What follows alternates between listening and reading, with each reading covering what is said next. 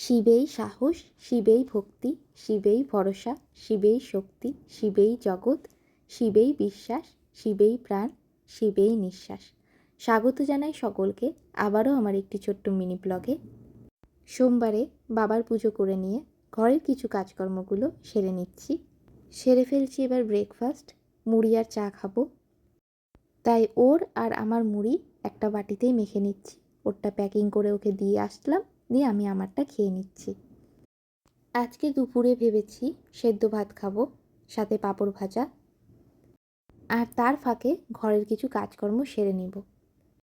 কিছু সবজি বাজার ছিল, সেগুলো তুলে রাখছি, আর সাথে ঘরের টুকিটাকি কাজকর্মগুলো সেরে ফেলছি। যেদিন হাতে একটু সময় পাই তখন মনে হয় কি করে ঘরটাকে একটু গুছিয়ে রাখবো। শুধু শুধু বসে সময় কাটাতে আমার একদমই ভালো লাগে না। এই আমি যখন মায়ের সংসারে ছিলাম একটাও কাজ করতাম না তখন, কিন্তু এখন নিজের সংসারে এসে কত কাজই না করি। এটা প্রত্যেকটা মেয়েরই জীবনের অংশ হয়ে দাঁড়ায়। এরই মধ্যে ওদের ভাত বেড়ে ওদেরকে খাইয়ে বেসিন পরিষ্কার করে গাছে জল দিয়ে নিজের একটু ফেসে ফেস প্যাক লাগিয়ে ঘরের ঝুল ঝাড়তে লাগলাম। ঘরের কোথাও যদি একটু আধটু ঝুল দেখতে পাই তখনই ওইভাবে লাঠি গুঁড়িয়ে ঝুলগুলোকে নিয়ে নিই, এতে ঘরদোরটাও পরিষ্কার লাগে। এরপরে নিজে ফ্রেশ হয়ে নিয়ে একটু হাতে পায়ে ক্রিম মেখে নেল পলিশটা পরে নিয়ে দুপুরের খাওয়া দাওয়া সেরে বাসনপত্র ধুয়ে ঘরে চলে আসি।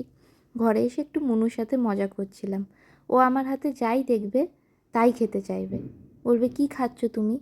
সন্ধেবেলার দিকে চা করেছিলাম, আজকে একটু দুধ চা খেতে ইচ্ছা করেছিল, আর রাতের বেলায় করেছিলাম চাউমিন। আজকের ভিডিওটা এইটুকুনি। সকলে ভালো থাকবেন, টাটা।